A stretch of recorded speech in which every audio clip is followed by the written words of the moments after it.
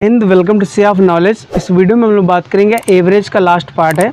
इसमें जो question number पहला दिया गया, प्रथम 10 अभाज्य संख्याओं का औसत ज्ञात करना है। अभाज्य संख्याएं वे संख्याएं होती हैं जिनके सिर्फ दो ही फैक्टर हों या एक से या स्वयं से कट जाएं। तो हमारे पास जो सबसे छोटी अभाज्य संख्या होती है 2, उसके बाद 3, 5, 7, 9 नहीं 11, 13, 17, 19, 23 और 29। तो हमारे पास जो टोटल संख्या निकल कर आई 10। अब उसने पूछा है औसत। औसत निकालने के लिए हमारे पास फार्मूला होता है, औसत बराबर होता है योग बटे संख्या। औसत बराबर होता है योग बटे संख्या। इनको हम लोग ऐड करेंगे, तो इनका जो हम लोग ऐड करेंगे तो इसका जो मान निकल कर आएगा 129। संख्या हमारे पास दी गई है 10। 10 से हम लोग इसको डिवाइड करेंगे तो 12.9। यही इस क्वेश्चन का राइट आंसर होगा। दिया गया, विवाह के समय पति और पत्नी की औसत आयु 23 वर्ष थी। विवाह के 5 वर्ष के उपरांत उनका 1 वर्ष का बच्चा था। बच्चे के जन्म के समय परिवार की औसत आयु ज्ञात करनी है। तो सबसे पहले इस क्वेश्चन को सॉल्व करने के लिए हम लोग निकालेंगे योग। योग हमारे पास होता है संख्या गुणे औसत। औसत संख्या हमारे पास कितनी, पति और पत्नी 2, और हमारे पास औसत दिया गया 23। तो हमारे पास जो योग निकल कर आएगा 46 वर्ष। अब उसने कहा 5 वर्ष के उपरांत, यानी 5 वर्ष के बाद उनका 1 वर्ष का बच्चा था। तो यानी जो उनके पति और पत्नी की 4 वर्ष पूर्व जो आयु होगी, तो हम लोग लिखेंगे तब 4 वर्ष पहले पति और पत्नी की आयु, पत्नी और प्लस पति की जो आयु होगी, इसमें हम लोग 4 वर्ष इसकी बड़ी होगी, 4 वर्ष इसकी बड़ी, तब 1 वर्ष के बाद उसका 1 वर्ष का बच्चा हुआ होगा। तो सबसे पहले हम लिखेंगे इसमें 46 में हम लोग 8 ऐड करेंगे, क्योंकि हम लोग 4 पत्नी के ऐड करेंगे, 4 पति के ऐड करेंगे, तो 46 में हम लोग 4 ऐड करेंगे, 54 वर्ष। तो हमारे पास जो मान निकल कर आया 54 वर्ष। अब उसने कहा है कि परिवार की औसत आयु जब बच्चे के जन्म के समय, तो हम लोग यहाँ पर निकालेंगे बच्चे के जन्म के समय। तो हम लोग बच्चे को भी ऐड करेंगे, हस्बैंड प्लस वाइफ प्लस सन बराबर इसका जो योग दिया गया है 54। और हमारे पास जो 3 ये संख्या दी गई है 3 से हम लोग इसको डिवाइड करेंगे, 18 3 54। तो हमारे पास जो औसत निकल कर आएगा 18 वर्ष। यही इस क्वेश्चन का राइट आंसर होगा।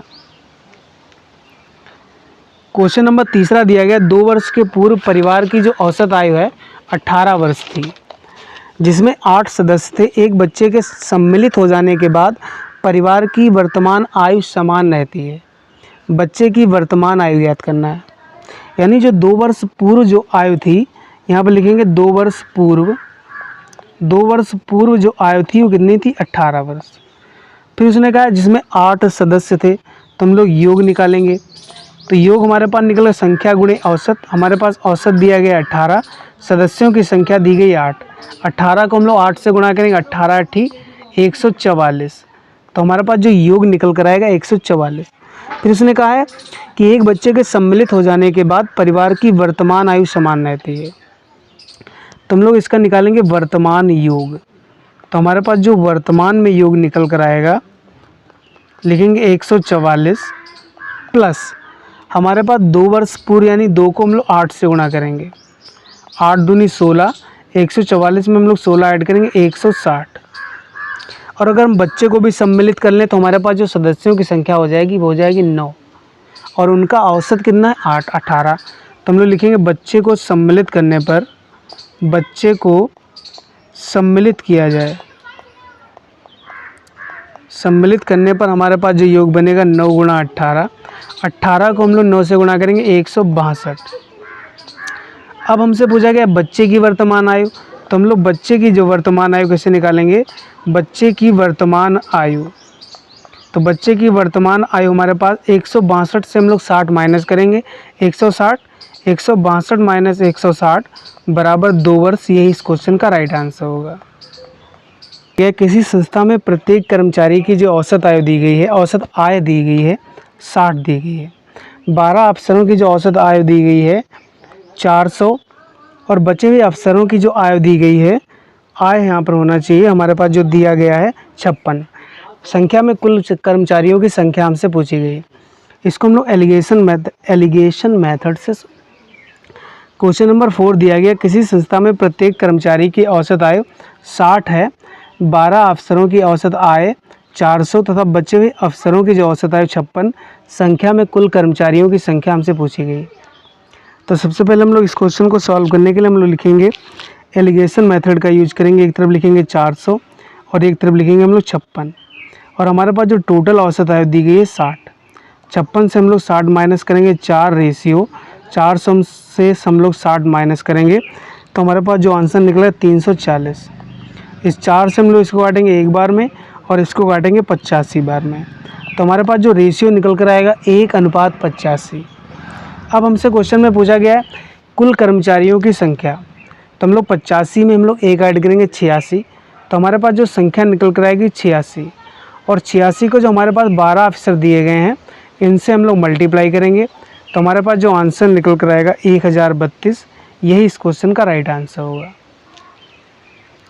क्वेश्चन नंबर 5 दिया गया, किसी कार्यशाला में कर्मचारी की औसत आयु 8000, तो 7 तकनीकियों की औसत आयु 12000 तथा बचे हुए कर्मचारियों की औसत आयु 6000 है। कार्यशाला में कुल कर्मचारियों की संख्या हमसे पूछी गई। तो सबसे पहले हम लोग एक तरफ लिखेंगे कर्मचारी यानी टोटल 12000 एलिगेशन मेथड, और एक तरफ लिखेंगे हम लोग 6000। हमारे पास जो टोटल औसत दिया गया है कार्यशाला में कर्मचारियों का जो औसत दिया गया है 8000, इसको हम लोग बीच में लिखेंगे। 6000 से हम लोग 8000 से हम लोग 6000 माइनस करेंगे, तो इसका जो रेशियो बन 2000 रेशियो 4000, इसको हम लोग कैंसिल करेंगे, तो इसका जो रेशियो बनकर आएगा 1:2। 2 में हम लोग एक ऐड करेंगे 3, और 3 को जो हमारे पास 7 तकनीक दिए गए इनको हम लोग गुणा करेंगे 7 से, तो हमारे पास जो इसका आंसर निकल कर आएगा 21। यही इस क्वेश्चन का राइट आंसर होगा। 50 विद्यार्थियों की कक्षा में औसत अंक 72 है, लड़कियों और लड़कों के, यहाँ पर होना चाहिए लड़कों का औसत अंक 70 और 75 है, तो लड़कियों की संख्या ज्ञात करनी है। तो सबसे पहले होना चाहिए लड़कियों और लड़कियों, इधर आएगा। तो सबसे पहले हम लोग इसका एक तरफ लिखेंगे बॉयज़, एक तरफ लिखेंगे गर्ल। तो हमारे पास जो बॉय का रेशियो दिया गया है 70, गर्ल का दिया गया 75, और जो टोटल 50 विद्यार्थियों का जो औसत दिया गया है 72, इसको हम लोग मिडल में रखते हैं। 75 से हम लोग 72 माइनस करेंगे, तो इसका जो आंसर निकला 3 रेशियो 72 से हम लोग 70 माइनस करेंगे 2, तो हमारे पास जो टोटल छात्रों की संख्या निकल कर आएगी 5, और 5 यूनिट का जो मान दिया गया है 50, यहाँ पर लिखेंगे 50। 1 यूनिट का जो मान निकल कर आएगा 10। 5 से हम लोग इसको डिवाइड करेंगे एक बार में और इसको डिवाइड करेंगे 10 बार में। लड़कों की संख्या हम लोग 10 से इसको गुणा करेंगे 30, और लड़कियों की संख्या को हम लोग 10 से गुणा करेंगे 20। यही इस क्वेश्चन का राइट आंसर होगा। क्वेश्चन नंबर 7 दिया गया, 8 संख्याओं का औसत 21 है। यदि प्रत्येक संख्या को 8 से गुणा किया जाए तो संख्याओं के नए सेट का औसत ज्ञात करना है।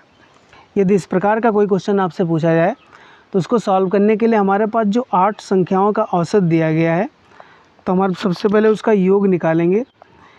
योग हमारे पास जो निकल कर है 21 को हम लोग 8 से गुणा करेंगे, तो इसका जो आंसर निकल कर आएगा 168। यही इस क्वेश्चन का राइट आंसर होगा।